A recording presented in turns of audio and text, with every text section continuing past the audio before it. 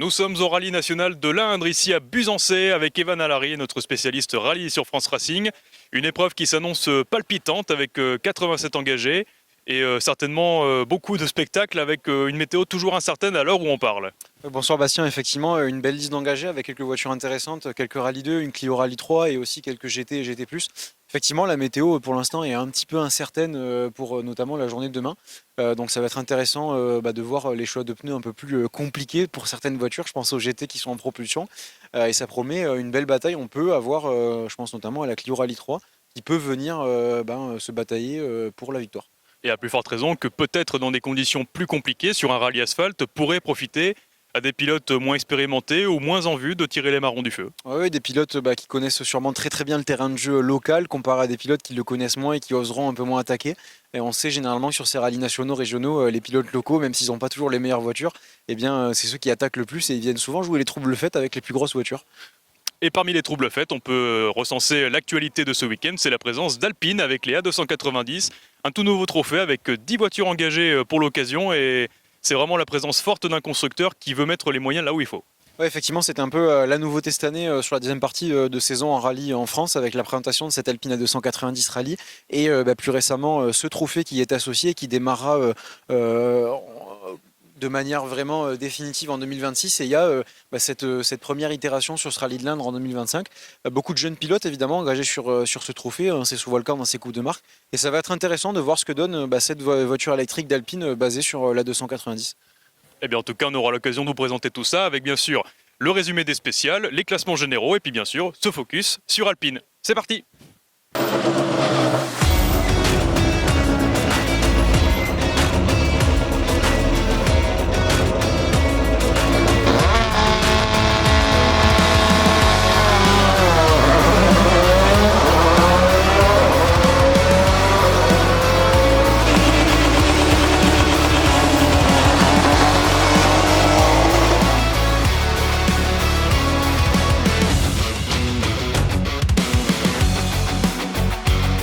Rallye 3 de Frédéric Roussel.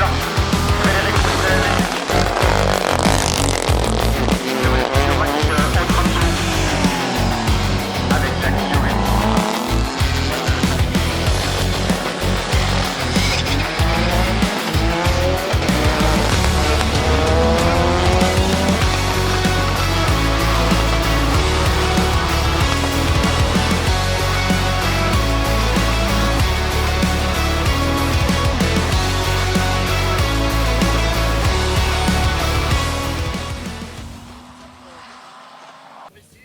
À la fin donc de cette première journée du rallye de l'Indre, le samedi a été largement dominé par Denis Millet et Aurélia Chevalier, pilote et copilote qui étaient en parfaite symbiose dans la polo numéro 1 et ça s'est vu au niveau des chronos, classement général. Oui, effectivement, une large domination de Denis Millet. On s'attendait, pour ceux qui suivent un peu le rallye en France, on sait que c'est un pilote chevronné qui attaque fort. Et au vu du plateau sur cette édition du rallye de l'Indre, on se doutait bien que Denis Millet allait plus ou moins dominer cette première journée au volant de la polo. C'est chose faite avec une très large avance au classement général. Il n'est pas du tout inquiété. Donc demain, il faut finir le travail pour aller chercher cette belle victoire.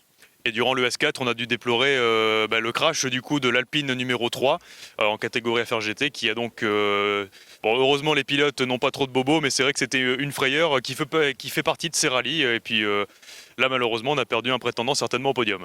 Ouais, effectivement, c'est Alpine numéro 3 qui jouait le podium. Alors comme on l'a dit, elle ne jouait pas la victoire face à Denis Millet. Il est vraiment au-dessus de tout le monde ce week-end. Mais effectivement, c'est Alpine à 110 RGT qui jouait le podium face à une Rallye 3 très compétitive. Et elle s'est sortie en milieu d'après-midi, pas loin de l'arrivée d'une spéciale sur la deuxième boucle. Donc ça laisse le champ libre déjà à la Renault Clio Rallye 3 pour assurer une belle deuxième place, sauf problème demain. Et tout le monde aussi grimpe d'un cran derrière au classement général. Et justement, on a recueilli la réaction de Denis Millet et d'Aurélia Chevalier qui nous ont fait part de leurs ambitions, même si ils ont confessé à demi-mot qu'ils n'étaient pas forcément flat-out, mais que ça roulait très bien. On les écoute. Ouais, écoute, une bonne journée, on a bien roulé, on a mis quand même un peu d'engagement, un peu de rythme. Ce matin, c'était quand même 100% mouillé. La première est très belle, mais assez piégeuse. Et quelques virages qui étaient quand même pas mal pollués, donc il fallait quand même faire attention. Mais voilà, il n'y a pas de surprise, c'était 100% mouillé. Et puis là, sur le dernier tour, on a roulé en slick, par contre en gamme soft. Mais non, super, honnêtement, une bonne journée, on se fait plaisir. pas de chaleur, voilà, c'est pas la grosse attaque, c'est pas maxi attaque, mais on met quand même de l'engagement. Et puis voilà, après quand on voit les écarts avec ceux de derrière, c'est que ça roule quand même. J'avais 100% confiance, il a su être prudent dans les parties piégeuses, attaquer quand il fallait. Les notes sont très précises, donc c'est vraiment plaisant de rouler à droite. Je sais que ça va aller vite et qu'il est très fiable. Voilà donc pour le récap de cette journée de samedi. Donc la journée de dimanche à l'heure où on parle, bon forcément le suspense, à moins d'un énorme cataclysme pour Denis Millet, bon ça devrait être plié. Néanmoins, spéciale différente, parcours différent et peut-être des surprises à prévoir. Ouais, déjà on aura sûrement une meilleure météo qu'aujourd'hui. Aujourd'hui on a quand même eu pluie avec alternance de soleil plus pluie, avec forcément des routes assez grasses, avec des feuilles, des cordes qui salissent. Demain ça sera peut-être un peu mieux, il y aura sûrement encore de l'humidité sur les routes au vu de la température, mais ça annonce une belle bataille. Effectivement, en dehors de Denis Millet qui domine, il y a des écarts assez serrés dans le top 10 avec des pilotes qui se tiennent à chaque fois dans des écarts de 3 ou 4 secondes maximum. Donc il y a des places à interchanger, il y a des belles places à aller chercher jusqu'à demain après-midi, dernière spéciale. Le récap continue avec tout de suite la journée de dimanche. C'est parti.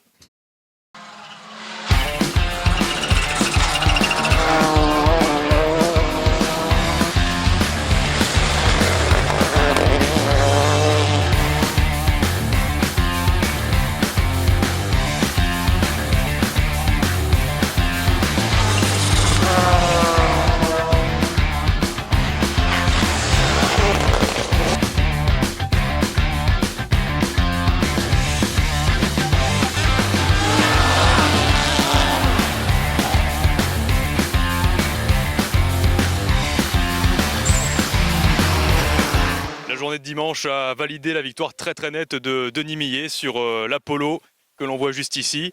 Victoire claire, nette et sans bavure, même si il a fallu quand même conclure parce qu'on ne savait jamais ce que les conditions pouvaient réserver. Oui, très très belle victoire de Denis Millet, on le savait, hein, c'était le pilote favori de ce rallye. On sait qu'il roule à plus haut niveau en France, il vise notamment les finales de Coupe de France des rallyes chaque année. Une très belle victoire avec largement plus de 2 minutes d'avance. Effectivement, il fallait quand même aller au bout des choses ce dimanche avec, il nous l'a dit, des conditions assez piégeuses, une route un peu grasse notamment le matin. Donc malgré l'avance, il fallait pas se relâcher et il fallait aller au bout des choses. Sur ce podium, vous le voyez, là les 3 voitures du classement général en tête. 3 constructeurs différents et une particularité, c'est aussi la présence de 3 copilotes féminines sur le podium. C'est assez rare pour le souligner, puis ça fait une belle variété sur le podium. Ouais, effectivement, une belle parité avec 3 pilotes masculins et 3 copilotes féminines, et puis aussi une belle variété de voitures. On a une Rallye 2, une Rallye 3 et puis une A8 avec cette Mitsubishi. C'était un peu l'élément intéressant de ce rallye, malgré la domination de Denis Millet. Le reste du top 10 était assez varié avec des écarts assez serrés, on l'a dit hier soir. Et effectivement, des voitures qui se bataillent entre elles alors qu'elles ne sont vraiment pas de la même catégorie. Donc au final, un beau podium. Et un beau podium dont on a pu recueillir les propos des lauréats. On vous propose une compilation avec pilote et copilote en réaction après les podiums. Écoute, très bien, on va pas se plaindre, on fait tous les meilleurs temps du rallye. Bon, on finit avec une très très belle avance. Après aujourd'hui, c'était pas si simple que ça. Au final, ce matin, les routes étaient quand même très humides, très grasses, très piégeuses en fait. On a super bien roulé, prudent quand il faut, attaqué quand il faut et voilà, faut pas se déconcentrer avec l'avance qu'il y avait. Une journée, la première journée très compliquée sur la première spéciale et aujourd'hui pareil sur le dimanche matin là c'était très gras. Il fallait pas faire d'erreur, il y en a beaucoup qui en ont fait. Donc voilà, c'était un rallye comme on aime, un rallye où il y a du suspense et où il faut attaquer jusqu'au bout. Donc voilà, donc on est super content d'être là à la 2e place et on l'a pas quitté du week-end donc c'est top. On s'est fâché quelques fois, puis on est à l'arrivée, ça va. Ça va. Des fois je fais des petits freins à main pour le public, tout ça, elle aime pas, donc elle veut qu'on reste propre. Mais bon, il y avait du monde, donc il fallait faire du spectacle, donc on l'a fait un petit peu. Donc. On est parti sur un faux rythme le matin, parce que quand on est parti déjà, on a vu pas mal de voitures à gauche et droite. On s'est dit, voilà, la confiance n'était pas là, et c'est venu au fur et à mesure. Et franchement, hier on finit sur des bonnes notes déjà, hier soir. Et puis là ce matin, pareil, hein, aujourd'hui je crois qu'on doit faire 3 deuxièmes places sur 4. Et voilà, quoi, on sort dans la 2 de ce matin. Heureusement on a un esquinté, mais voilà, on a fait un magnifique rallye. C'est un rallye qu'il faut vraiment venir faire parce que c'est pas des spéciales qu'on a comme chez nous. C'est très rapide, c'est petit, c'est serré, pas le droit à l'erreur. Et donc franchement, c'est ouais. Aujourd'hui, où j'ai fait mauvaise note annoncée un petit peu trop tard, donc d'une autre sortie. Mais après, sinon, ça s'est super bien passé. C'était très très rapide. Mais bon, fallait gérer derrière, quoi. Fallait vraiment suivre les notes pas à pas. Donc, mais bon, compliqué quand même. Et l'autre événement de ce week-end aussi, c'était, on le disait, la présence d'Alpine. Et c'était une première mondiale d'ailleurs, pas seulement qu'en France, le mélanger les thermiques et les électriques. Et il faut croire aussi que parmi ces équipages Alpine, sur les A290, il y en a un qui s'est démarqué de fort belle manière. Ouais, effectivement, c'était la nouveauté et la curiosité de ce week-end, ce trophée A290. On en a parlé et puis on a eu un entretien intéressant avec Sylvain Lanor, le directeur adjoint d'Alpine Racing. Effectivement, des Alpines A290 très performantes et une superbe victoire de Melvin Rabiou avec plus d'une minute 30 d'avance sur le reste du plateau. Et cette Alpine A290 de Melvin Rabiou qui rentre dans le top 10, qui était jusqu'à quasiment l'arrivée du rallye 7e. Il s'est fait passer, mais il termine à une belle 8e place. C'était aussi le pari d'Alpine de faire rouler ses électriques avec les thermiques, pas dans un classement séparé, pour montrer que cette 290 fonctionne et fonctionne même très bien. Et une belle 8e place, un joli top 10 pour Melvin Rabiou qui devient le premier pilote à remporter ce trophée, le tout premier trophée à 290 rallye dans l'histoire d'Alpine. Ben voilà, il va rester dans les annales. On vous propose un petit focus, on est allé voir l'équipe d'Alpine, on a pu aller un petit peu dans les coulisses, filmer les voitures en piste et puis bien sûr parler avec les cadres de ce programme. On les écoute tout de suite et vous allez voir, il y a beaucoup de choses très intéressantes à écouter.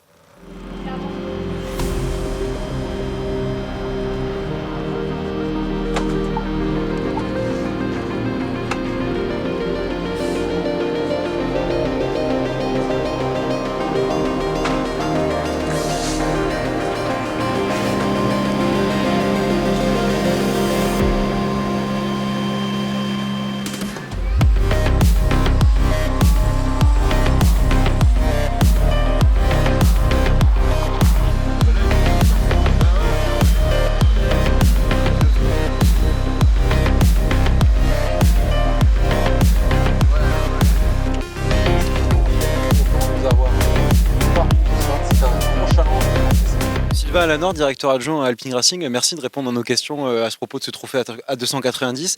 Pour commencer, on va revenir un peu au fondement de cette Alpine A290 Rallye et de ce trophée. On la connaît bien, cette A290 civile, elle a été révélée déjà il y a un moment, c'est la cousine plus ou moins proche de la R5. Cette A290 Rallye, est-ce qu'elle est née dans les projets d'Alpine dès la création et la révélation de la 290 civile? C'est un projet de marque, hein, comme je l'ai rappelé précédemment. C'est un vrai projet de marque. L'idée de cette A290 Rallye, c'est d'aider, de montrer les belles qualités dynamiques de la voiture de série, qui sont déjà une vraie voiture de sport, dynamique, performance, mais électrique. Donc l'idée est de prouver qu'il y a un terrain de jeu en compétition, ici en rallye, pour une voiture électrique performante. Et l'idée du trophée A290, est-ce qu'elle est venue un peu plus sur le tard ou c'était dans la genèse même de cette A290 Rallye de proposer cette coupe de marque liée à cette voiture? Ce projet sportif, après avoir développé la voiture de compétition, est lié à Alpine Racing. Donc Alpine Racing qui lance et gère des coupes de marque en rallye, en circuit, avec des monoplaces et des berlines. Donc c'est vraiment un projet Alpine Racing pour la partie sportive, mais tout ça au service de la marque Alpine. Alors, première itération de ce trophée A290 sur ce rallye de l'Indre avant le grand début sur la saison complète de championnat de France en 2026.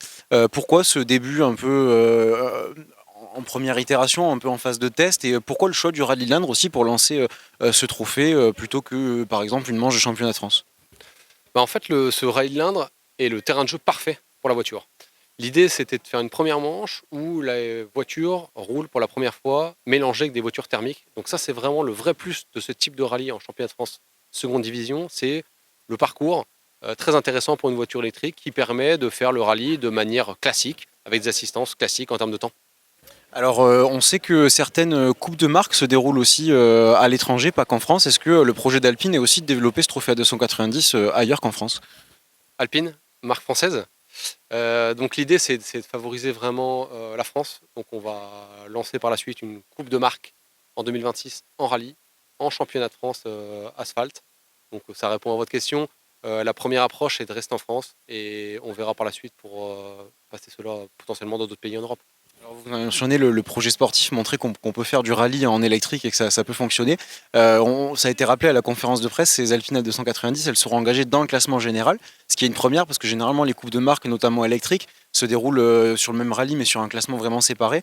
Est-ce que c'est aussi pour montrer que voilà, ces voitures électriques peuvent se battre contre les équivalents thermiques, rallye 4, rallye 5? Oui, exact. C'est bien l'objet du terrain de jeu ici. Le fait de faire rouler cette voiture-là contre des voitures thermiques va prouver qu'en effet, cette voiture électrique, sportive de route, est capable d'aller se bagarrer contre des voitures thermiques et il n'y a pas de souci autour de cela. Ouais. C'est bien le projet. Alors, première du coup itération ce week-end avec, on l'a vu, pas mal de jeunes pilotes qui font le basculement notamment du Clio Trophy vers la 290.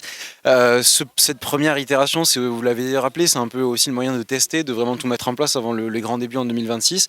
Qu'est-ce que vous attendez de ce week-end? Qu'est-ce que vous allez regarder et quel bilan vous espérez tirer dimanche soir? L'objectif de ce week-end, c'est que vraiment les pilotes prennent du plaisir. Premièrement, ils ont eu la possibilité de faire une petite séance d'essai jeudi après-midi sur un circuit. Visiblement, ça leur plaît, le comportement dynamique de la voiture et les performances de la voiture. C'est une vraie voiture de course. Donc ça, c'est déjà une première satisfaction. On en a déjà une, c'est celle-ci. C'est le retour des pilotes qui est plutôt positif. La satisfaction finale, clairement, est d'aller au bout des choses, de montrer ces belles voitures. Le niveau de performance n'est pas un objectif en soi pour ce week-end, mais je pense qu'on va être surpris du classement final. On surveillera ça avec grand intérêt. Dernière question, on va parler un petit peu à venir. C'est une voiture de plus dans la galaxie Renault et Alpine qui s'engage en rallye. Après, bien sûr, la 110 RGT, l'évolution GT+, les Clio Rallye 4.5 et la Clio Rallye 3 qui a été un vrai succès depuis son lancement. Une voiture de plus, ce coup-ci Alpine. On sait qu'en 2027, le WRC va autoriser plusieurs types de propulsion. Il y a cette électrique. Est-ce qu'il y a aussi une volonté d'Alpine de préparer le terrain, de voir plus grand avec cette première voiture électrique du constructeur? C'est une bonne question. Là, vraiment, ce projet est vraiment lié à la gamme Alpine de série. Donc, on a une belle A290 de route. L'idée, c'est vraiment de poursuivre l'aventure et de faire une vraie voiture de course pour Alpine dérivée de cette voiture de Monsieur Tout-le-Monde. Le projet WRC, c'est une autre question, mais voilà. On va déjà lancer les choses de manière assez dynamique et performante avec cette voiture-là. Les autres sujets, ce sera pour la suite.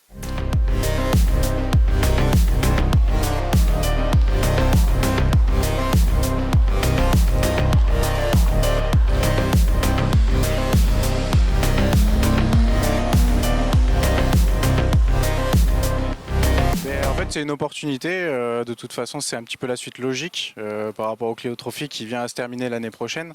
Là on sait que l'Alpine A290 part pour à minima 3 ans. Donc pour un pilote comme moi qui est toujours un peu couru après un pied d'équité de mes concurrents qui roulent plus souvent que moi, je me suis dit qu'il fallait que je prenne le train qui arrivait et sur un nouveau véhicule c'était le moment de sauter dans le train, quoi. C'est un petit stress supplémentaire parce qu'on a plein de choses à redécouvrir. Ça reste une voiture avec un volant et 4 roues mais dans l'utilisation c'est totalement différent de ce qu'on connaît. On a pu faire une séance d'essai vers chez Funmeca Sport près de La Rochelle sur des routes qui ressemblent plutôt à ce qu'on a ici, donc ça c'est un point positif. Maintenant il va falloir s'habituer et surtout en fonction des conditions, s'il se met à pleuvoir ou quoi, il faudra être très vigilant là-dessus. Nous on est un petit peu venus pour essayer de jouer la victoire, en tout cas le podium, mais clairement avec la carotte qui est au bout, qui est l'Alpine A110 RGT sur une manche du championnat de France. Je crois qu'on est plusieurs à être venus avec cette idée en tête d'empocher la victoire et la prime qui est derrière tout ça. Donc on va essayer, je ne sais pas comment ça va se dérouler, il y a trop d'inconnus pour l'instant, personne ne connaît la voiture, mais en tout cas on va essayer de se défendre pour la première place.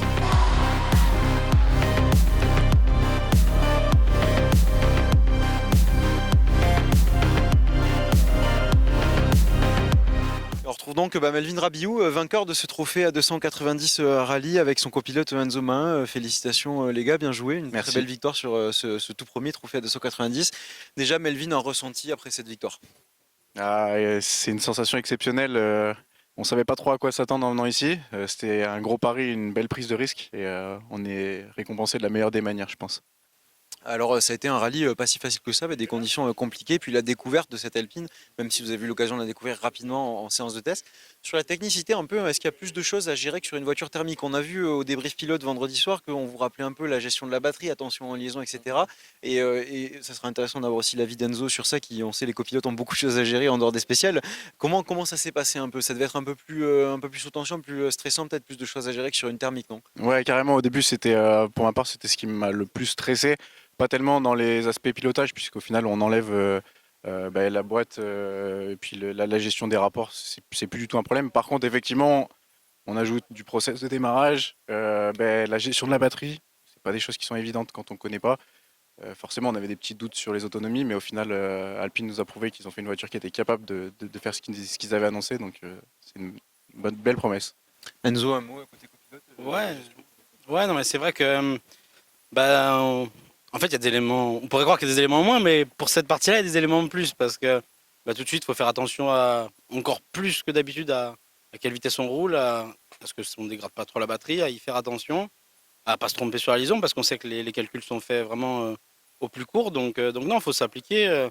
Puis voilà, hein, c'est la première, donc on n'avait pas de retour sur information, donc c'est toujours un peu stressant.